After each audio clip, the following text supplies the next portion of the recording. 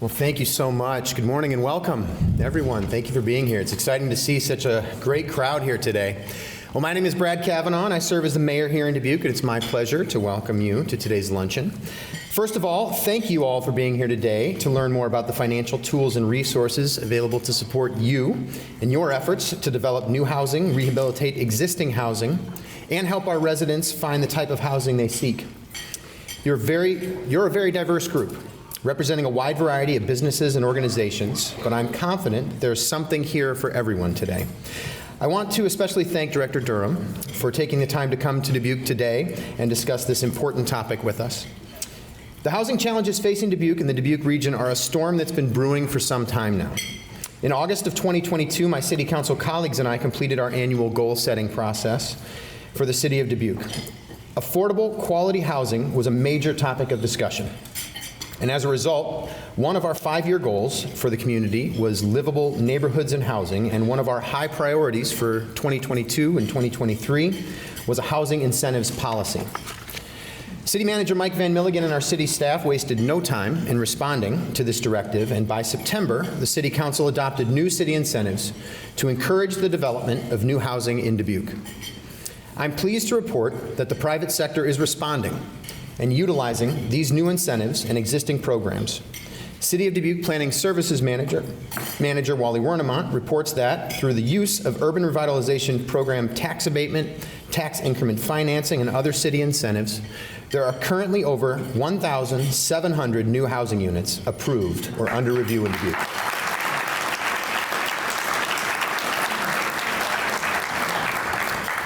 Details on those units are included on the back page of a new city housing incentives handout that you'll find in the folders that were on your chairs today, so please take some time to look at those. Several of those projects are classic examples of public-private partnerships. Developers approaching the city with great ideas, and the city leveraging public infrastructure investments to support those projects and identify local, state, and federal programs to fill in funding gaps. Many projects are unique, and the individual needs of developers vary, but city staff are ready to discuss any and all projects and explore options to support them. While many local housing development projects include affordable housing, not all do. And we, as a community, need to remember that safe, affordable housing is a basic human need. Addressing that need is part of our Dubuque's Equitable Poverty Prevention and Reduction Plan. In fact, lack of safe, affordable housing is identified as one of the 4 core determinants of poverty in Dubuque. So the plan includes several strategies to address that issue, including promotion of the Housing Choice Voucher Program to Dubuque landlords. Unlike many counties in the region, Dubuque County is growing. In fact, between 2010 and 2020, the county population grew 6%. We all know about the current labor market and the challenges employers are facing in recruiting and retaining employees. Right now, those efforts are further complicated by the lack of affordable, quality housing. That's why this event was offered, to convene and share the latest news on incentives and resources available to help address this challenge. We have a great community with great employers, great schools, great colleges, amenities, activities, and arts and culture and more. But we need more housing options. You're going to hear about a variety of programs today that we're extremely fortunate to have. And we're extremely fortunate to have Debi Durham, Director of the Iowa Economic Development Authority and the Iowa Finance Authority, with us today. I know she's going to provide some context on statewide housing issues, as well as details on state incentives and resources. Once again, thank you, Director Durham, for being here with us today.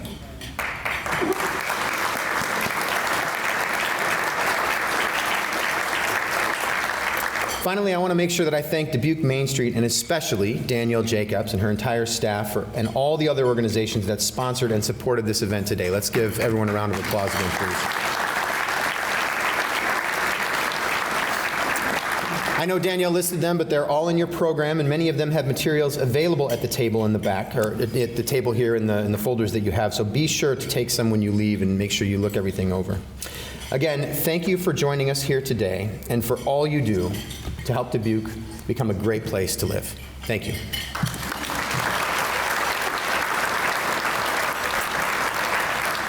And I guess it's probably my responsibility to welcome Dwayne Haggerty from Heritage Works here to the stage to discuss historic tax credits with us.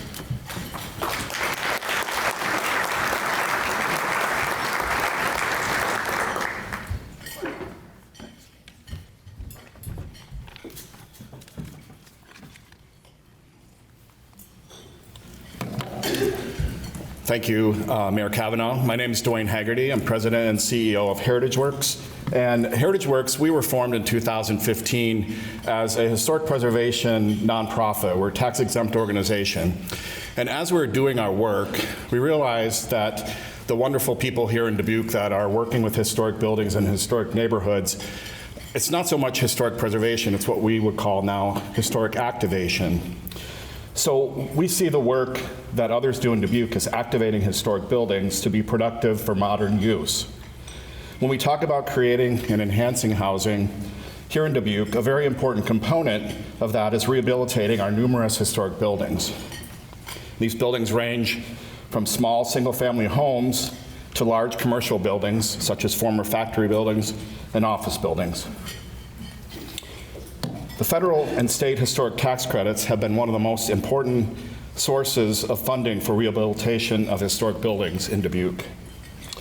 I'm not going to get into all the minute details of the program, of these programs, but basically the basics that you want to know is that the federal historic tax credit gives a 20% tax credit for qualified rehabilitation expenses, and those are typically what you would consider capital expenses. The state gives a state income tax credit of 25% of qualified rehabilitation expenses. And so these credits are available after the project is complete. So the project owner, the project developer, has to contribute substantial resources to get these projects done, and then the money comes in at the end. So it's a very important public-private partnership. And also a thing to note too is that the historic tax credits work very well with other tax incentives and programs that the Iowa Economic Development Authority has, and Director Durham will talk about those. So just the basic process, it's a three-step process, and it is a pretty rigorous process. So the federal process has 3 steps, but then the state process follows that process, but with a few more steps, because the state has a limited $45 million of credits that they allocate every year, and so they have a process that makes sure that the funding is given to projects that are ready. And so what this does, this process makes sure that the funding, the taxpayer funding, is protected and is spent wisely. Since 2000, redevelopment of historic buildings has been one of Dubuque's most important economic development tools. Over $300 million has been invested in historic buildings using tax credits, and approximately 53 buildings were rehabbed. And this has catalyzed several hundred million in additional investment in new construction and rehabs of buildings not using historic tax credits. Currently, from what I'm aware of, there are currently 25 additional projects investing potentially over $100 million in downtown Dubuque in historic tax credit project investments. So the question is, why redevelop historic buildings into housing? And there are several reasons for that benefit our community. First, as we know, Dubuque's historic character is a valuable resource. It's what we call a marketable differentiator. It differentiates us from communities of our size, not only throughout the region, but across the country. And so rehabbing these buildings retains that character and retains that economic value that we have as a community. And also, it eliminates slum and blight. It adds to the property tax rolls. And it's already connected to infrastructure, so community investment is relatively low in these projects. You don't have to create roads and new sewers and things like that. Also, when complete, these projects are more durable than new construction. These buildings were built to last over 100 years, and so when they're rehabilitated, they will last another 100 years without a huge investment. And then also an important factor is that rehabbing these buildings keeps building materials out of landfills. It's a very sustainable and green way of developing housing. And then finally, rehabilitation of these buildings affords a variety of living options and also connection to community resources. So of course we know in Dubuque that a lot of our historic buildings are of course downtown, and so you have a lot of people that may not have access to a car, so they need to be close to public transportation, they need to be close to government resources, and so a lot of that is downtown. So rehabbing those buildings for housing gives people the option to live in a place that is close to these resources. So then going back to our map, since 2001, over 500 housing units have been created in redeveloped historic buildings. And you can see on the map that there's a large cluster of those in the Millwork District, but then there's also a lot of investment in housing just in the downtown area. And what this does is gets people downtown, and it helps with a lot of our priorities too, with economic development downtown, with alleviating some issues with parking, things like that. Because if people live close to where they work, they don't necessarily need parking. And so then moving forward, as I mentioned, in the next 2 years, we anticipate that an additional 100 housing units will be created and rehabbed and redeveloped historic buildings. And again, these projects are located all over the downtown area. So finally, in sum, it's clear that the federal historic tax credits are a vital tool in the community's efforts to create quality and affordable housing. And one of the things that we do at Heritage Works and in partnership with Smart Growth Development, Grown, and other sorts of organizations is we advocate to keep these important incentives in the law so that they can be working for our community.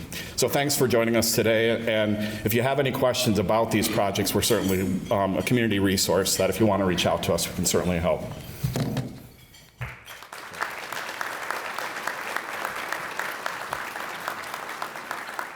Danielle, am I supposed to invite or introduce the next speaker? The list is right. Oh, okay. Thanks.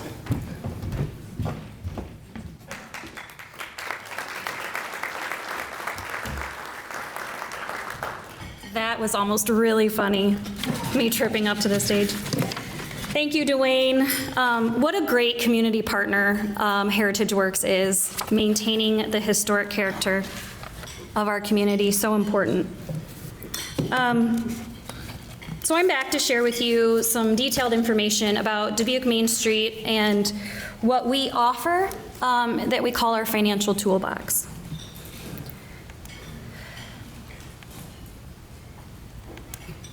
There we go. So we have been a designated Main Street community at Iowa Main Street and an accredited Main Street America community since 1985. That makes us the oldest, let me see if I can get this right, the oldest continuous running urban Main Street program in the country.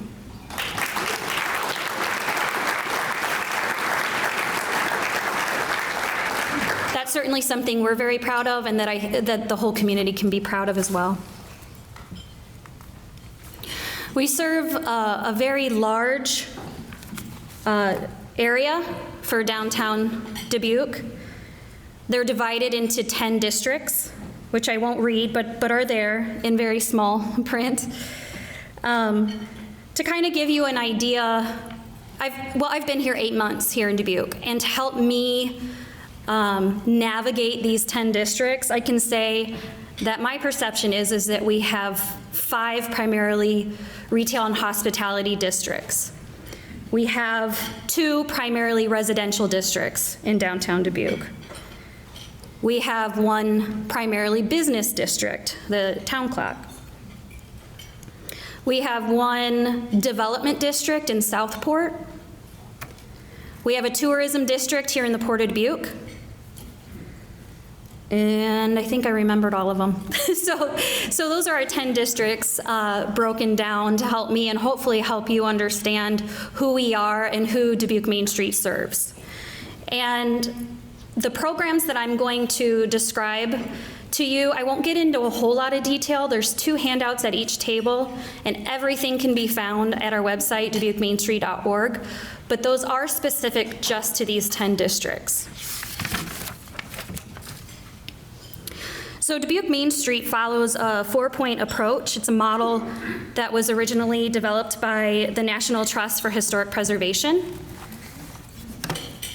The first one is design.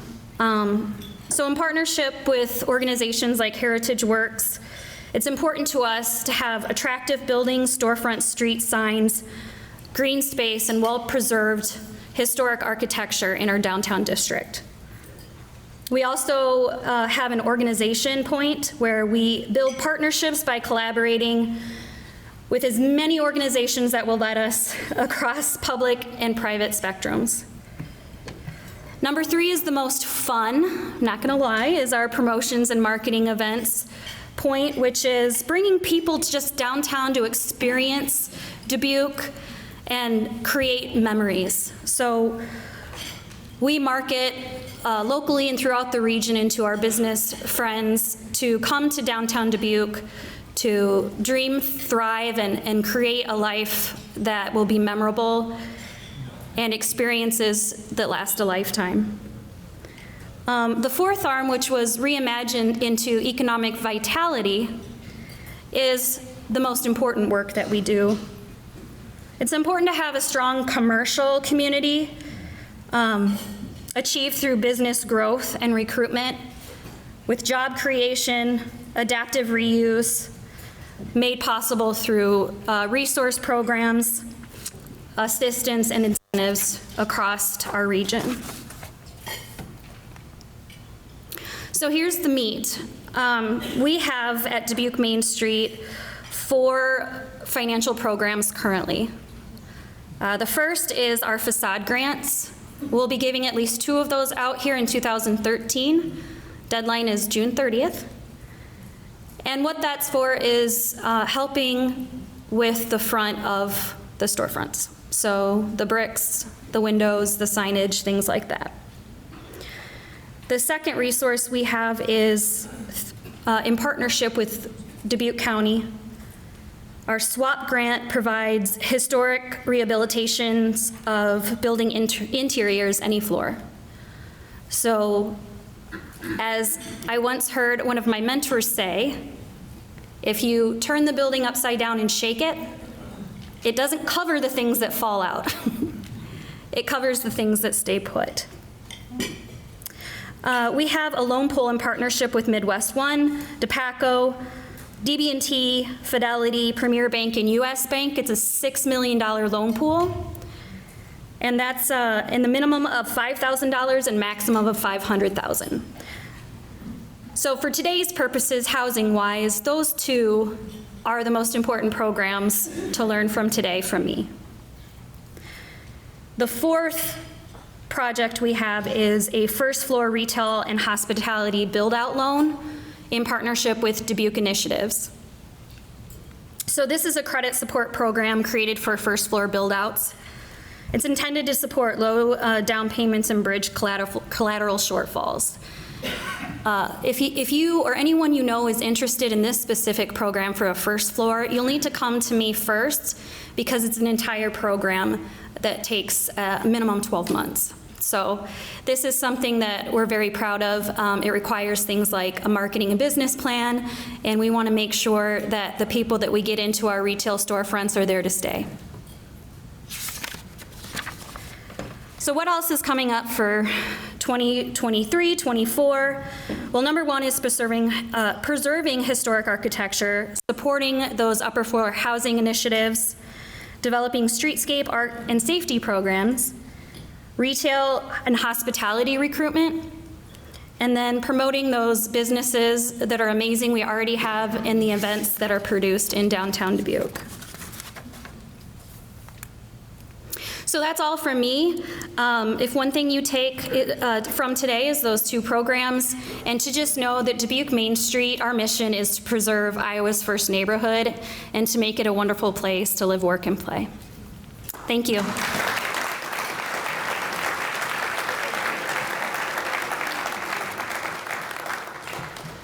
Up next on the agenda is Jill Connors from the City of Dubuque.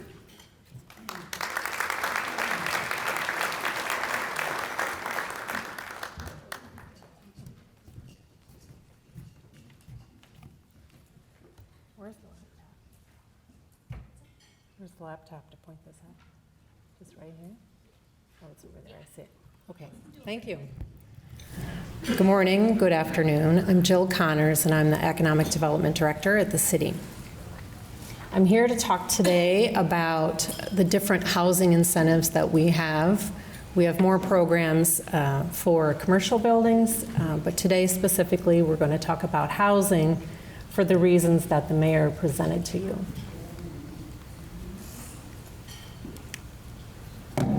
Some of the programs that we have are, of course I can't see them. These are all in your handout. These are all in your handout, and there's a QR code, and I'm confident that everybody in this room knows how to use a QR code. If you don't, turn to the person to your right or to your left. I'm sure they will help you. We have different programs that come out of the Economic Development Department. One of those is a housing creation grant. That's for buildings, for instance, in the Millrick District. Those are some good examples where you're taking a building that currently doesn't have housing and you're creating housing. This is a $10,000 per unit housing creation grant. So it's not a loan, it's a grant, and it's based on the number of housing units that you create, up to 75 units in any one given project. Accompanying that are some programs that go together, 3 of them. There's a facade grant, there's a planning and design grant, and there's a financial consultant grant. And you can use those collectively and max those out at a total of $35,000. We also have tax increment financing that's available. A typical deal would have 10 years of tax increment financing. However, in the downtown area, a lot of the area is an urban revitalization district now, which means you can utilize 10 years of tax abatement, which gives you a little bit better edge on the project. 10 years of abatement as opposed to 10 years of a rebate.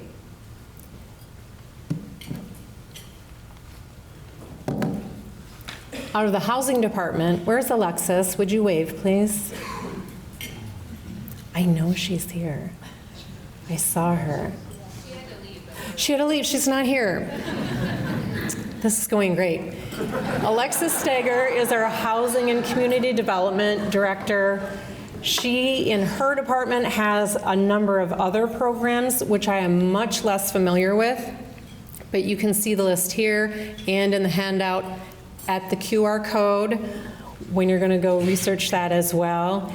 There are programs for first-time home buyers. There are loans. There's tax abatement. There are some programs that are specifically geared toward the Washington neighborhood, since we want to focus some love in that area of town.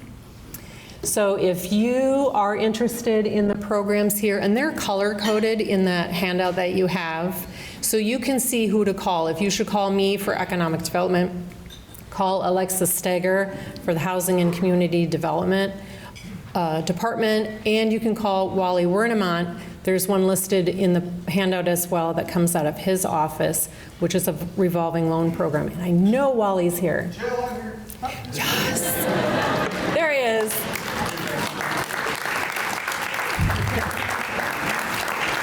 If you don't know Wally, and you don't know Alexis, and you don't know me, be sure you give us a call.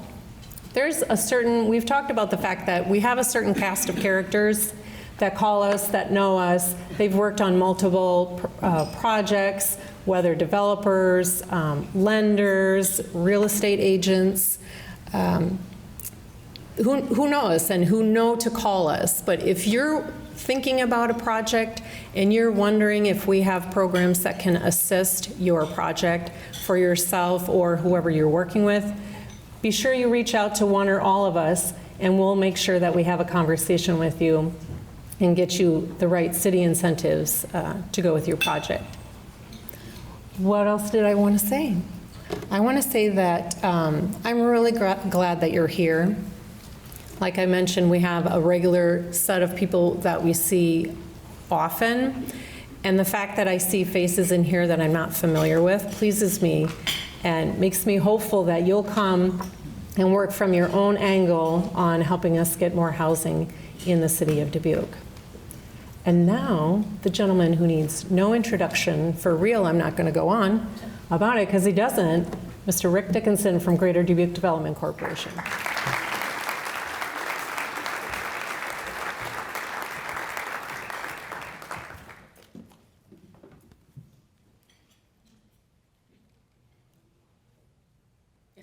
Is that me? Okay, great.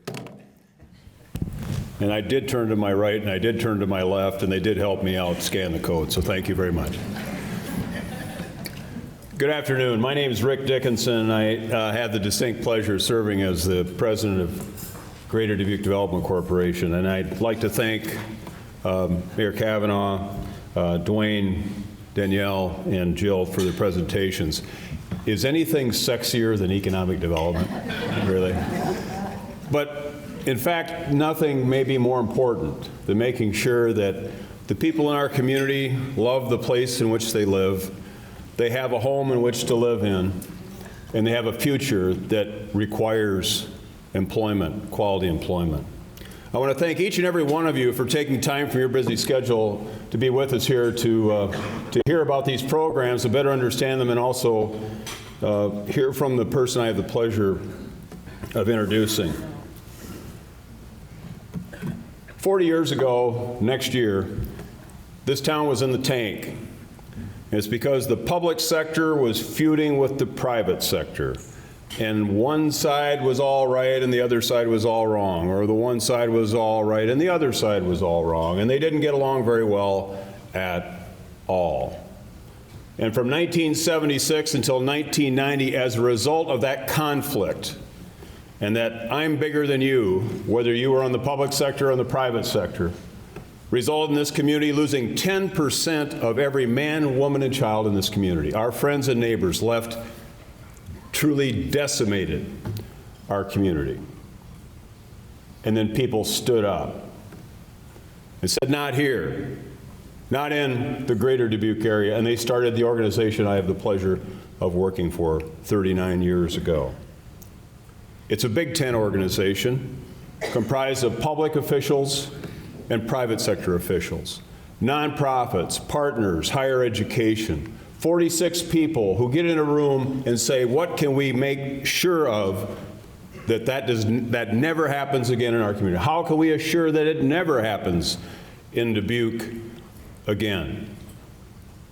I had the pleasure of starting as a president in 1995, 28 years ago tomorrow.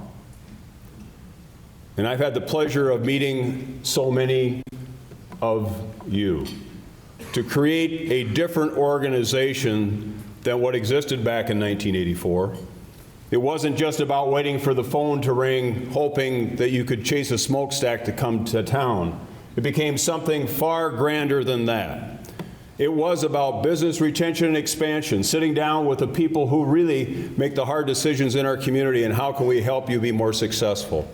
Dan McDonald, Rob Apple, Bill Baum in our office sit down with over 300 businesses every year and ask very specific confidential questions about what's going on in your world. It's not about emotion, it's not about drama, it's about helping. It's about helping the people that employ and supply that future that we all need to have in our community. It was about still recruiting quality employers to our market, and we understood the market because our people understood the existing employers.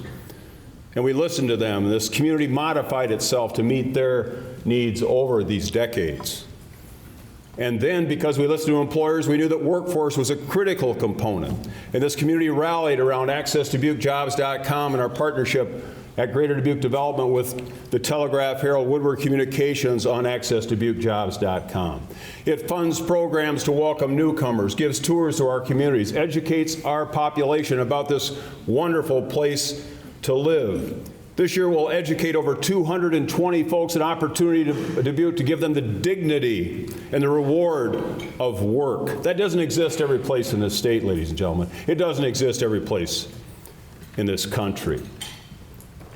And because we listen to business, and because we listen to our citizens, We also have programs that make this a great place to live. And by the way, you can be great here in Dubuque.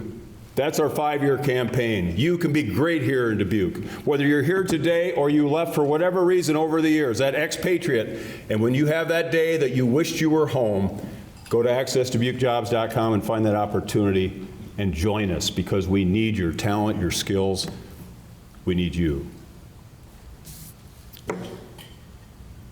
28 years ago, on July 1, our guest today began her career in Iowa as an economic development director. I have 1 month's seniority over her. And you remind me of that. And I remind her of that. And she was a dynamic leader at Siouxland Chamber of Commerce, changing, as we just discussed, changing the way that organization worked. Not just in Sioux City, but in Woodbury County, adjoining counties, and they're in the tri-state area there. And she did a wonderful job. And then Governor Branstad in 2011 appointed Debi 12 years ago to be the Economic Development Director for what had been, get this, IDED, the Iowa Department of Economic Development. She's a marketing genius. That wasn't the message we wanted to send.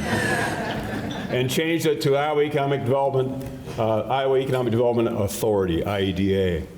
Since, she has been appointed by Governor Reynolds to also be the director of the Iowa Finance Authority.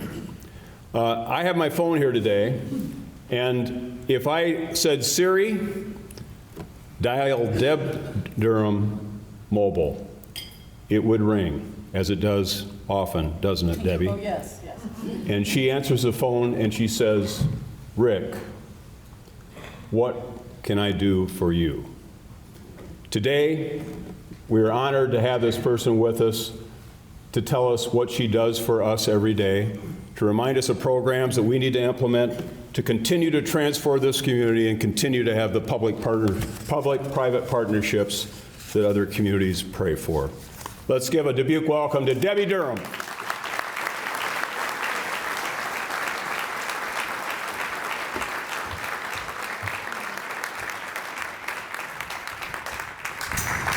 Well, good afternoon, and thank you for Rick. When I heard you were doing my introduction, I was a little concerned, I have to say. No, seriously, Mayor, it is great to be here and great to see you and watch all your videos, and you may wonder how that comes about. Well, let me tell you a story. When I went to IFA, I decided that, it's surprising that people think it's odd that government value propositions hit in with innovation and creativity, but if you think about the enterprise of government, that's exactly what we need to do. And so I was looking that we had openings on the IFA board, and I thought, who is the most creative city manager in the state of Iowa that knows how to do things in a different kind of way, that's going to stretch the way we think, at times irritate the hell out of us, or stretch us, but who is that? And the person that came to mind was Mike Van Milligan, and he serves on our board. Where is Mike, by the way? Probably at the back of the room. Of course you are at the back of the room. And he has done an incredible job. But what he must do, I don't know if he sleeps, but on Sunday, my inbox is usually filled with all kinds of things I should know about, right? And I should read. And so I thank you for that, Mike. But truly, it is a great honor to serve with him on our board. Also joining us, though, is Tom Townsend, who is on our IEDA board. And I am an economic developer that does not believe all deals are good deals or all jobs are good jobs. We really want those projects that raise the standard of living for Iowans and actually, create thriving communities in which our citizens can thrive. And Tom is there making sure that happens at every board meeting. What can I say about the Greater Dubuque Development Corporation? Well, let me just tell you about their commitment. We meet once a month at IEDA. and we don't take it on the show. We meet in Des Moines at 1963 Bell. And Dubuque is the only organization in the state that has someone there at every single board meeting, regardless if you have a project or not, every single one. It is so obvious that there was a while when Dan was there that there was times the board would defer to Dan to see what he thought, because we thought like it was an ex officio member of our board. I think we gave you a plaque at your last meeting. And now, of course, Jason is joining us. And the other thing that, and actually Rick and I go way back, and I have incredible respect for him, but I have to tell you, if you're not a member of his organization, you should be, because every deal we do is never good enough, and so Rick will call and say, you need to do better, and most of the time he is right. All right, so Dwayne, where's Dwayne? I saw great presentation, by the way, and I so appreciate what you're doing. What Rick didn't tell you is as of July 1st, I become the director of most of Cultural Affairs as well, including SHPO. So who's the first call I make as I look at what we could be doing differently with SHPO, and how do we, really kind of transform it the way we've done all of our other programs. And the first call I'd make is to John and Mary Gronin. So good to see you here as well. Well, first of all, none of us do it alone. It does, this private-public partnership is real, as Rick can tell you about, and it works the same thing with us at a community level. So we are only as successful as the programs we have and the community partners that we have. It also has to do with the team you surround yourself with. And I've got with me today Deanna Triplett, which I want to say Deanna leads our public policy. And let me say, the housing omnibus bill that passed a couple of years ago would not have happened without Deanna Triplett. So I want to give her a round of applause. The smartest thing I ever did is answer her phone call, and when she said, I want to come and work with you, I said, okay. So we'll find a place. And then also joining me is Ashley Jarrett, who leads our communication, and she and I are going to actually tag team this presentation today. All right. So let's start. First of all, if you ever listen to any of my true economic development presentation, which is really about the economy as a whole, I would begin every presentation with one slide. And that presentation would be these three circles, and it says business. And why is that important? Well, it's important that we build a business culture in which our businesses can prosper, right? So that's everything around taxation and regulatory, workforce development, infrastructure, certified sites, transportation, wastewater, all of that. The other circle would say community. And I would tell you it's about community development, and it's about creating places in which people want to live. It's all about placemaking, right? It's this place that you come to and you never want to leave. And that's all around housing and quality of life initiatives. And what our research showed us during COVID, when we asked people, did COVID change the way you look at the place you call home? Would you consider relocating? 7 out of 10 said yes. The highest demographic was 30-year-olds, followed by 20-year-olds, followed by 40-year-olds, right? Perfect, because we have an aging population. We're not getting any younger in Iowa. This is perfect demographic we need. So then we said, what would cause you to want to relocate? There were 4 pillars. Affordability. They wanted to be able to live bigger where they call home, right? So that was everything around housing. And Iowa's just ranked #1 most affordable state in the nation for housing still, even today. The second thing was economic vitality. They wanted to know if they move somewhere for a job and that job doesn't work out, is there another gig in the marketplace that they can go to in which those skill sets would be transferable, right? The other thing was outdoor rec. They wanted trails and parks, and they wanted and by the way, they want to be connected the entire time they're on those trails and parks, so they can share that with us, including what they had for lunch today, which I've never understood, right? And then arts and culture. And so then the question was, wow, this is great. You can imagine our enthusiasm as this is a national research project. We're thinking, Iowa checks all the boxes. What do you think of Iowa? What's their response? Yeah, that's exactly right. Where the hell is Iowa, and do you grow potatoes, right? And so we had to brand it differently, but it is about building these thriving communities. And then at the heart of our policies and our programs is we're in the people business. We're people-centric. If we cannot create those opportunities, whether it's in the business realm or whether it's a community level, and when our citizens would thrive, then we've really missed the boat, right? And so that's what we're here to do. So what I'm going to do today, between Ashley and I, we're going to talk about an infrastructure component, which we call housing, which is a very narrow part of our whole overall economic development strategy, but it is probably the largest thing that has held us back from growth, right? So that's why it is on top of everyone's mind. And so this really talks about that, right? That housing demand is expected that we're going to need 42,000 new housing units by the year 2030. Right? Now, if you break that down further, according to our research, you're going to see that this demand is probably more skewed right now to single-family than multifamily units. Now, there was a time where that was absolutely not the case, and you're seeing that reversed. The other thing is, because we love the data, right? We want the data to dictate what our policies are and our transformational programs that we do, is this slide is really, I'm not used to being behind a podium. Those of you that know that, this is a little hard for me. But I'm going to, because I'm not sure you could hear me if I didn't. So if you look at this slide, I want to focus on the two bookends, if you will, right? So the first part is this is the 30% LMI and below, right? This is extremely difficult population to serve. Now, Ashley's going to go over some of the many programs that IFA has to actually support this population. But the part that's most startling to me is the 50%, that basically they're paying over 50% of their income in housing. That is not sustainable, right? Now think about that, what that means. That means if you had a car breakdown or a medical bill or anything that is unexpected that can happen to any of us on any given month, that is just one step away from disaster. The other end is really that market rate, right? And so we don't play in market rate because obviously most of our programs are for that really entry-level workforce housing or for affordable housing.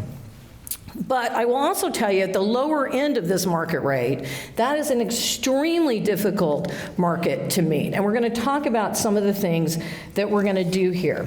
Let me just, before I hand it over to Ashley, let me just say that when I came in as director of IFA, it was somewhat startling to me because we would award these projects, and our tax credit projects, which we're going to talk about, are highly, highly competitive, right?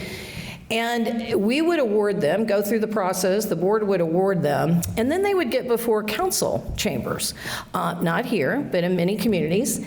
And this word affordable actually was a stumbling block.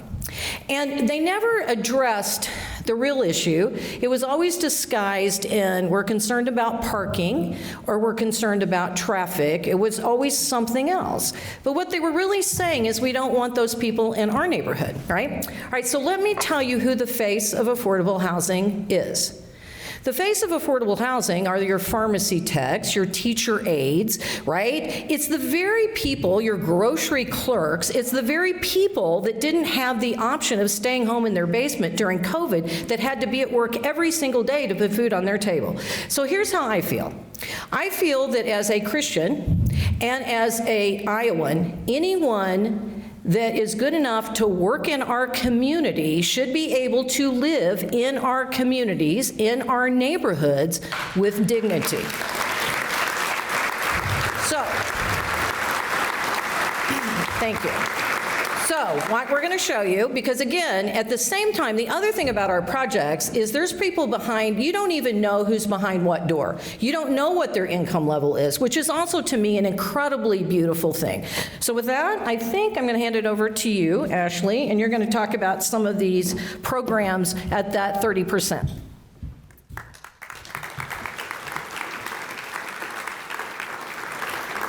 Thank you, Debbie. And as Debbie was just saying, we are all about keeping people at the center. We truly believe it starts with housing.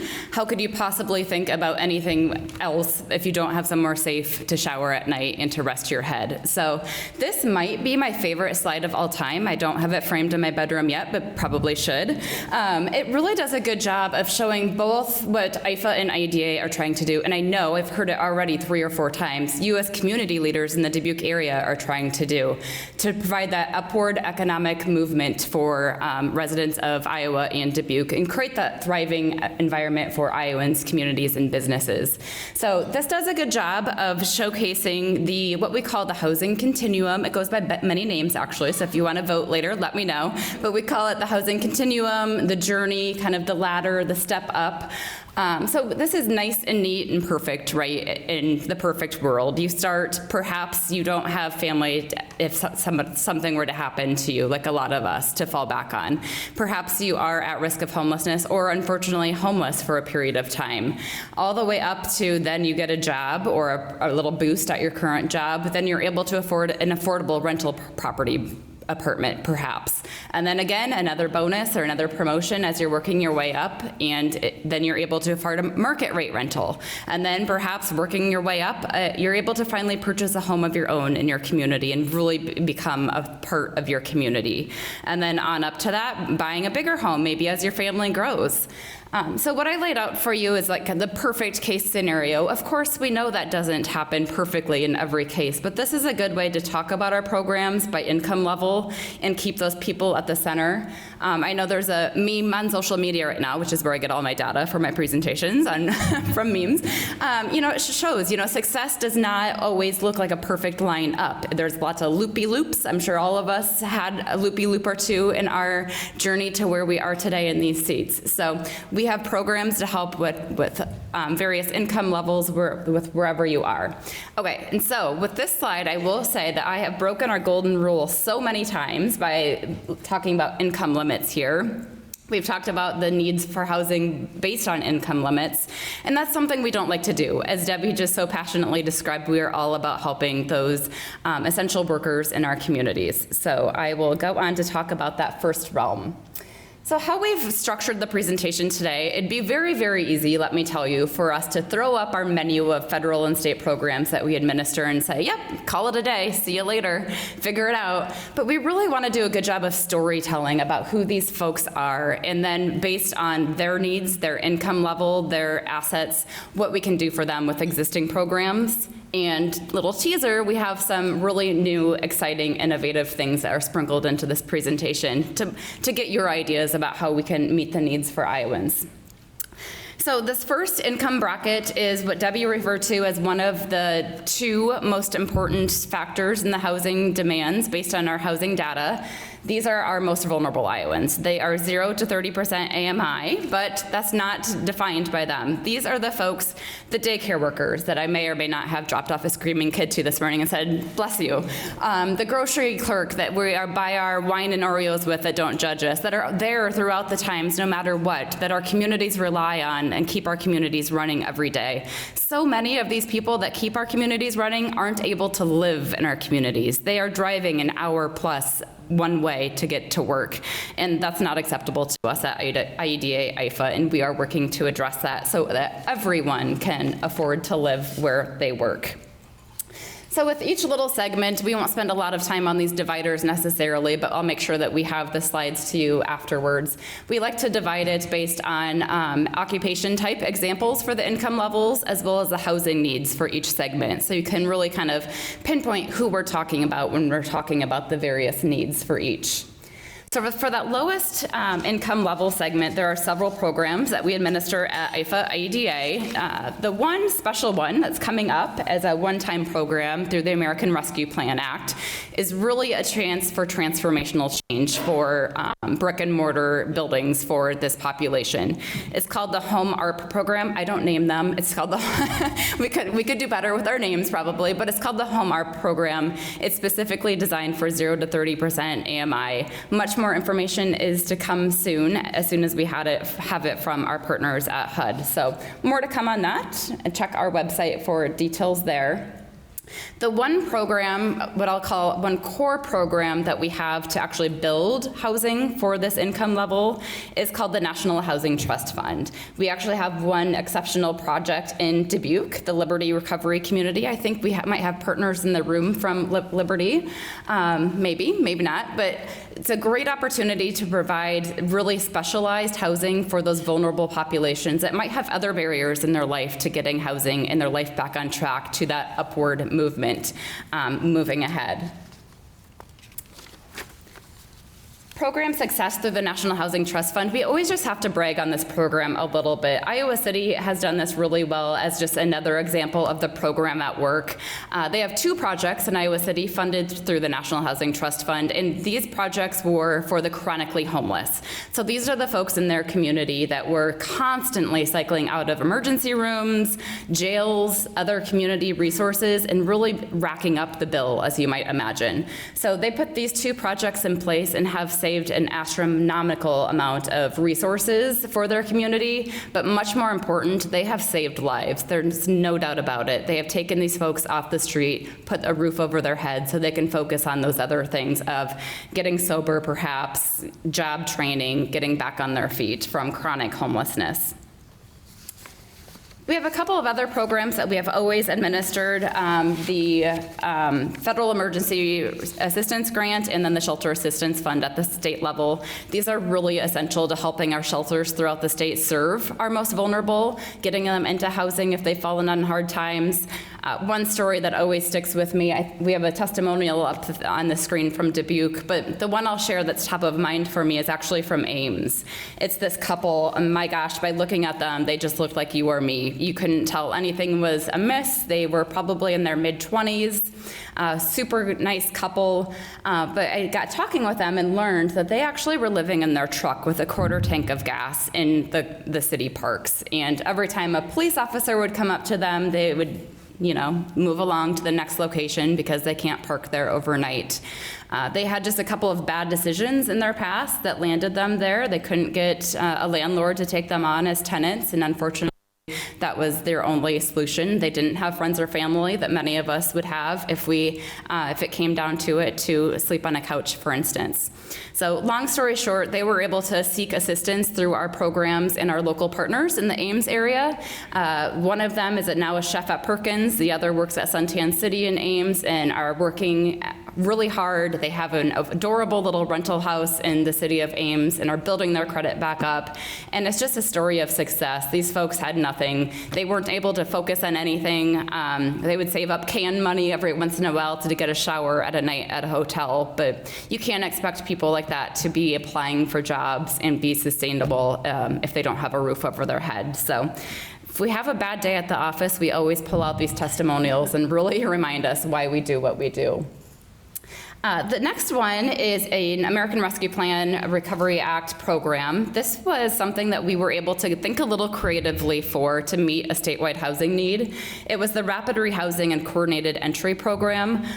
So to kind of skinny that down for you, coordinated entry is explained to me as it's kind of a triage system. So think of an emergency room. They're going to treat the person with the heart attack much sooner than the person with the broken arm, for instance. So we have 17 regions throughout the state using the coordinated entry system, and this allows us to help those that are most vulnerable get housing first.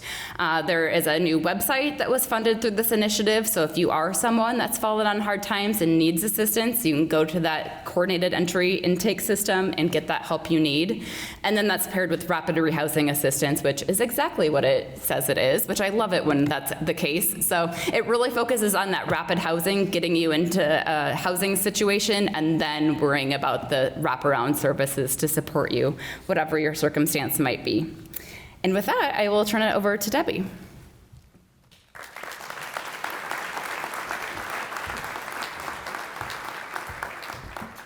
Thank you, Ashley.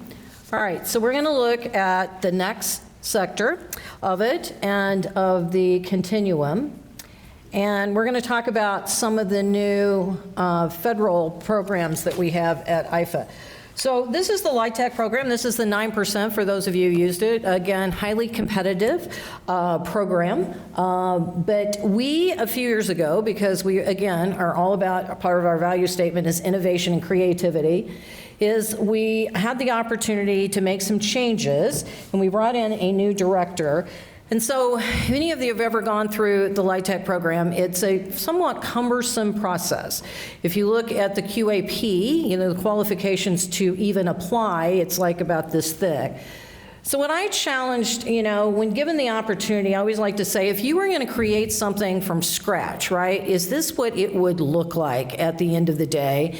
And exactly what is our objective? Our objective is to provide quality, affordable housing, period.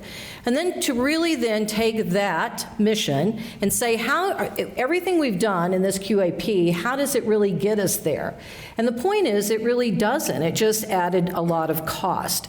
So what we did is we did reach out. So we reached out to the development community, we reached out to even the financial communities, we reached out to tenants and said, if we're going to start this over, what is important to you, understanding that affordability and durability, because we want projects that can last. And let me tell you, we also want quality projects. I mean, I just was on the phone this afternoon, or this morning on the way in, with the folks in Davenport, with what happened. I mean, that was simply tragic, right? Tragic. And unfortunately, I think there's probably more to come as they continue to dig into the rubble. But so again, we need to make sure we're building things that can sustain time, that are these qualities. So we redid it all. We're very, very proud of it. So much so that I honestly believe that we're going to be a reference in the country of people saying how to do things differently. And here's one example of that is the innovation set aside. So what we've decided is, between this and some thriving communities, that on the innovation set aside is we want to kind of step outside of the regular QAP process and say, look, tell us what you're doing different, whether it's the partners you're doing, whether it's the tenants that you're going to house, whether it's your building material trying to get to carbon zero, whether you're using new products, whatever it is, we want to have an innovation that's kind of like a Shark Tank thing, where they're going to compete at our housing conference, and then once they compete, then the winner of that will go into the round, and assuming that everything else checks out, such as their finances and that they've got experience building and all those other things, that we're going to do an innovation set aside, and we're very excited about that. The other thing we're going to do is we're doing is a Thriving Communities program, which is really, particularly for our rural communities, putting them actually in a position to attract developers, where we're going to actually assign them QAP points, and if they can work with the developer, they still have to check all the other boxes, right? It still has to meet the needs and all of those other things. So again, we're constantly looking at every single year that we do this, what we can do, what we've learned moving forward for both our 9% and our 4%. The other one is the State Housing Trust Fund. So I love this program because it really empowers locals to make decision of what housing's needed. And because it's state funding, you don't have a lot of the bureaucracy or all the rules and regulations you have when you're dealing with particularly the federal programs. And so part of that housing omnibus bill that we talked about that passed, we were able to basically really increase the funding for our trust funds. And again, another great private-public partnership. Great partners that we have in the housing world. All right, so if I can figure out how to do this. All right, so moving on down the continuum, we're going to start getting into what is called that workforce housing piece of it, right? And so, if you think about Iowa's economy is comprised of about three major verticals. We are manufacturing. In fact, manufacturing is the largest sector of our gross state product, followed by the bioeconomy, followed by insurance and finance. Manufacturing is going through what economists call the fourth industrial revolution, where it's totally changing the way plant floors are operating. So if you've not toured a manufacturing plant lately, you should do it, because these are not your grandfather's manufacturing floors. They're highly highly automated, right? I mean, you're running highly sophisticated machines and it looks like computer screens, right, for gaming. I think you would love that, by the way. I don't know, maybe. So what we're doing is saying that actually construction industry is in a position to do the same thing, that we need to challenge the way we look at building. And so we formed a partnership, this was on the IEDA side, that we formed a partnership with Iowa State University School of Design. So we went to the architect school and partnership with the engineering school and say there's all, people are 3D printing houses now. That's not new. What I wanted Iowa State to do is to create a 3D printed housing ecosystem. So I want them to test the concrete. So we're testing different biomasses into the concrete so we can get to that carbon zero goal that so many companies need to get to. So for instance, you know, we have wind blades, right? We, you know, we're one of the #1 producers of wind in the country. And so when these wind blades are retired, what do you do with them? Well, it's not an easy question to how do you dispose of them. So we're actually grinding them up and we're putting them in the concrete and testing them along with other biomasses, right? So it's really green, what we're doing. So we're very excited about that. The other thing is they're testing them for energy efficiency because these are concrete bunkers, right? They're extremely energy efficient. So I can tell you this because I actually still live in Sioux City because this was supposed to be a temporary gig. Now I'm going on my 13th year, right? So I have an apartment downtown Des Moines and it is a concrete bunker. My utility bill is $30 a month and I sleep with it at 58 degrees. So I just want you to know I actually use the unit, right? Because again, you can turn it off during the day, it stays either cool or warm or whatever you prefer. The other thing, it's not going anywhere. So they're testing it for storm rating as well. So let me just show you some of the things and how this is truly bending the cost curve. Now that bottom house is not an affordable house. Let me just tell you, that's like a designer showcase house in Austin, Texas. But you can make these now these are very contemporary, right? And that may not be your style. So if you don't want it to look like a concrete bunker or a piece of art, you can actually make it look very traditional. And so there's a project going on right now in Muscatine, where I think we're going to do our first projects in Hamburg. But we really believe that this is absolutely game changer of how you bend the cost curve. You can do multi-story with this, so you can do housing. So it's not really where it needs to be, but I tell you in 5 years, this is going to absolutely revolutionize the building industry, whether it's high-end or whether it's at that affordable space. And again, since I went too fast, Ashley, sorry. Is this your time now? Okay, this is Ashley's time. There you go.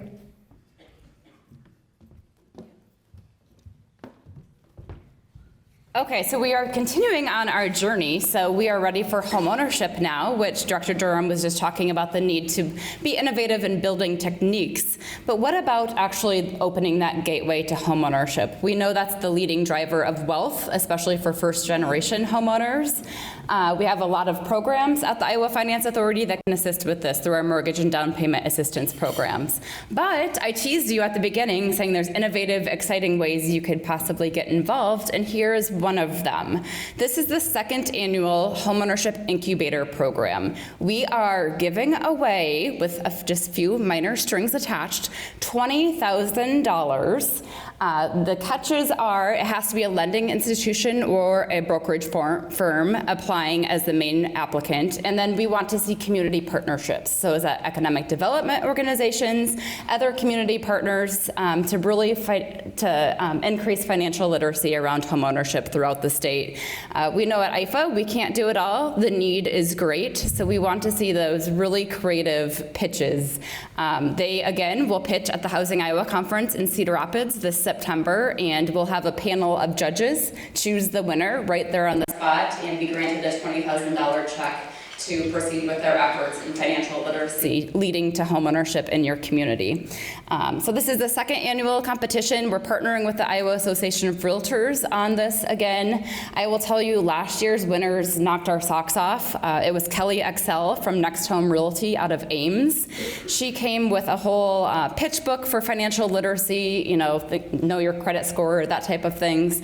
But she also came with a partner builder. She partnered with Soyland Homes. They Then built 30 homes are either built or to be built, many of them using USDA rural development grants in rural communities.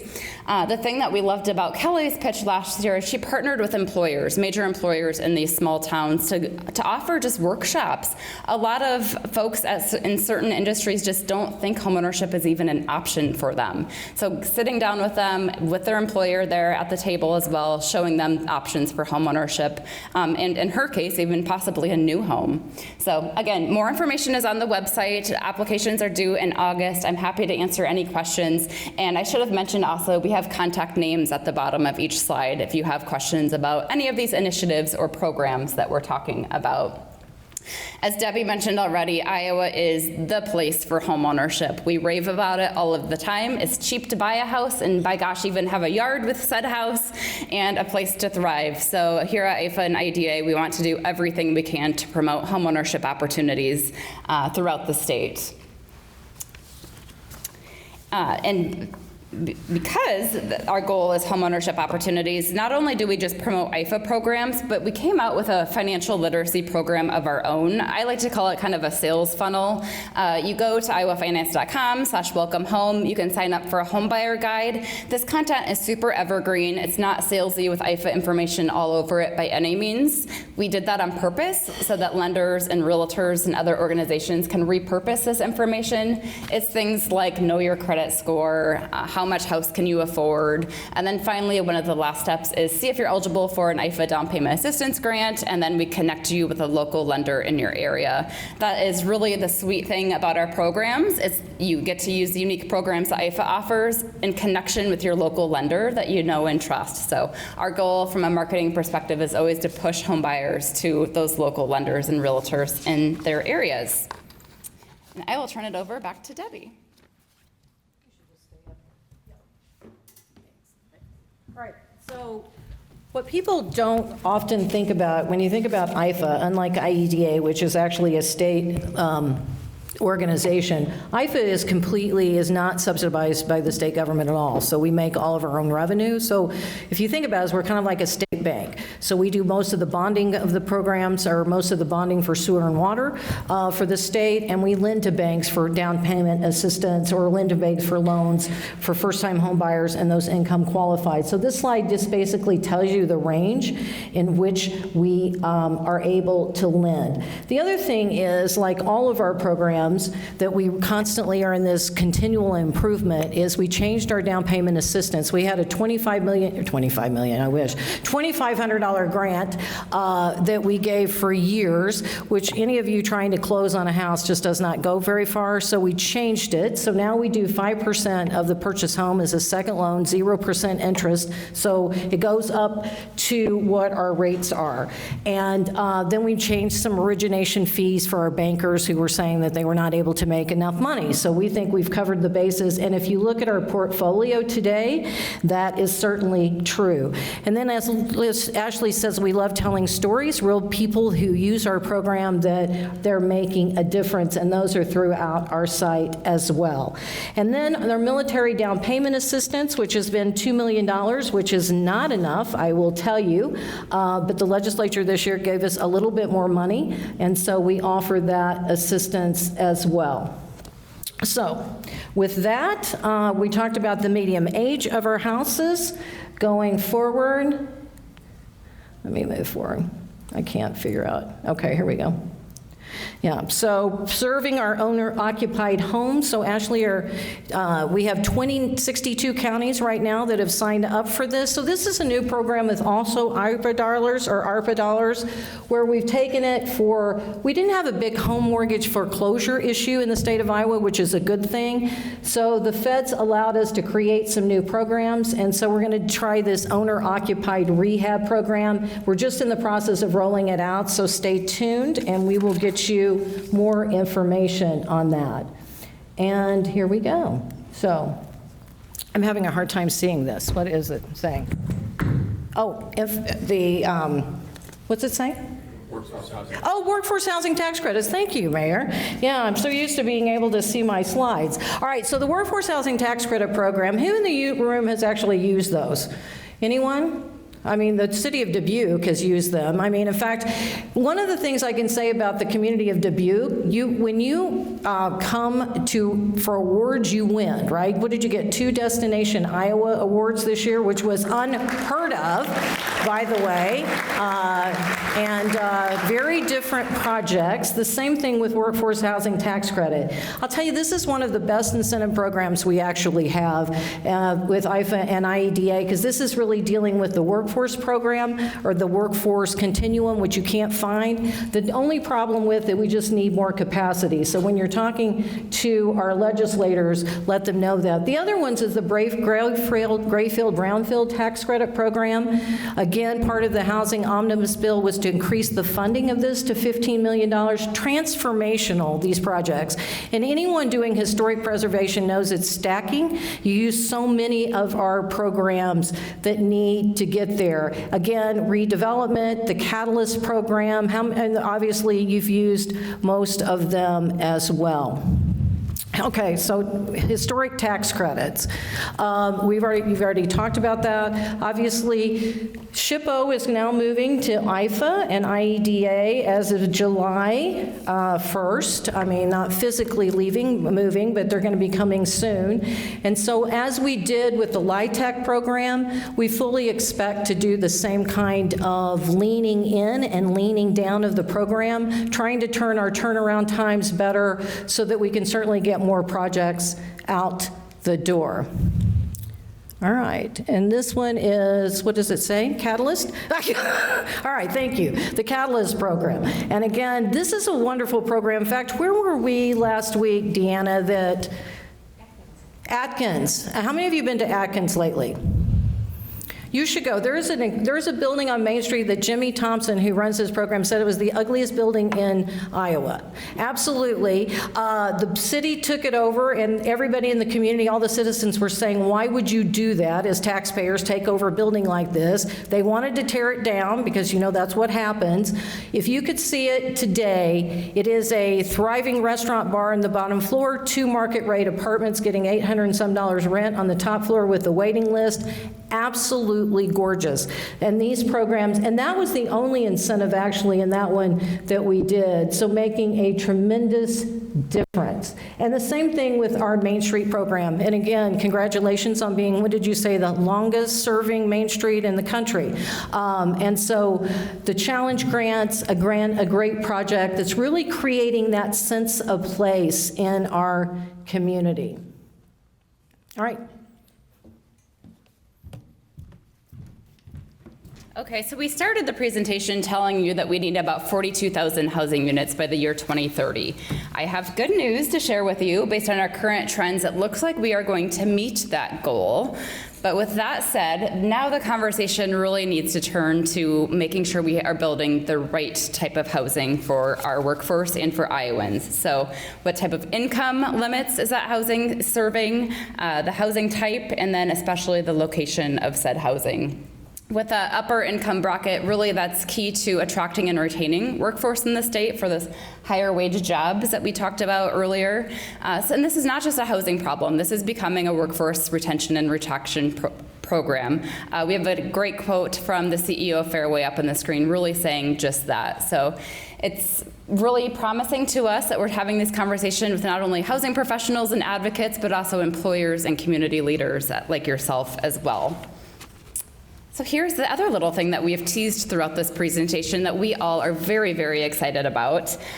This has been a joint initiative of about 7 of us from both IFA and IEDA. Been working hard for several months on this now to really put together an Iowa Thriving Communities designation. It is the first in the nation, I will say, because I'm not aware of any others, so we're going to go with that for now. But it really is a groundbreaking initiative. As you know, with all of our tax credit programs, they're really truly developer driven. They sort through that, really exciting QAP that Debbie mentioned and apply for these highly coveted tax credits. And communities haven't really had too much of a say, although there are partnerships, obviously.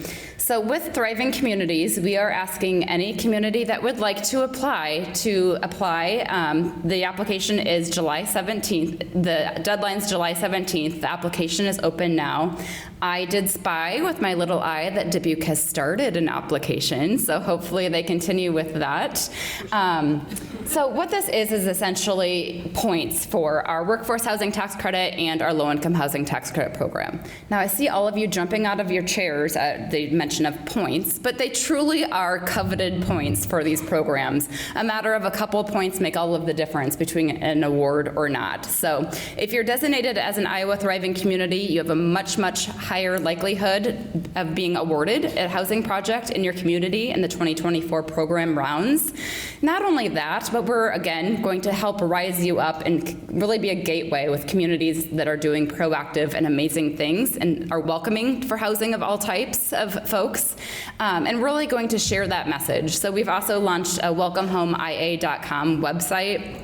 It goes through the various housing needs that throughout the state that Debbie and I have shared today, and these communities will be featured there. We're asking employers, what are you doing that's unique for your workforce? Are you offering down payment assistance perhaps, or helping build housing in your communities? There's lots of stories out there, and we just want to collect them all to really elevate that throughout the state. So again, Iowa Thriving Communities, welcomehomeia.com has a link to the application as well as a kind of fact sheet outlining more of the nitty-gritty details of that. Again, we love our panels at the Housing Iowa Conference in Cedar Rapids, so another plug this September. We'll be welcoming Iowa Thriving Communities with a reception as well as a session so they can share what they are doing with developers and housing advocates and leaders in the room to make that connection happen. And of course, we'll change gears just a little bit here, but we'd be remiss if we didn't brag on our Iowa Title Guarantee division just a little bit. We are the only state in the nation that has Iowa Title Guarantee instead of private title insurance, so it just makes homeownership that much more affordable. You'll see some comparisons on the screen for costs in Iowa compared to other states, so it's something that we are very proud to have within the IFA IEDA family. And others are catching on. We've had a flurry of national media inquiries over the last year and a half or so asking us, gosh, how do you do it in Iowa? Because they are seeing that their home buyers are being taken advantage of, unfortunately, in some situations. And with that, we will close out.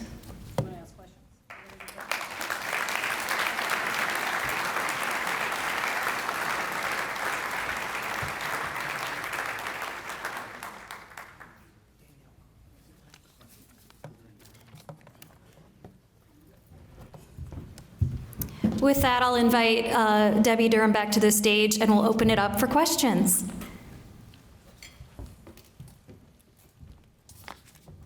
Thank you. All right, any questions in the room? I know we went through a lot of information. So we do have access. You have the PowerPoint presentation that's on the website. So again, there's titles down there and names of people if you want more details. And we'll be around for a few minutes. So, all right, thanks.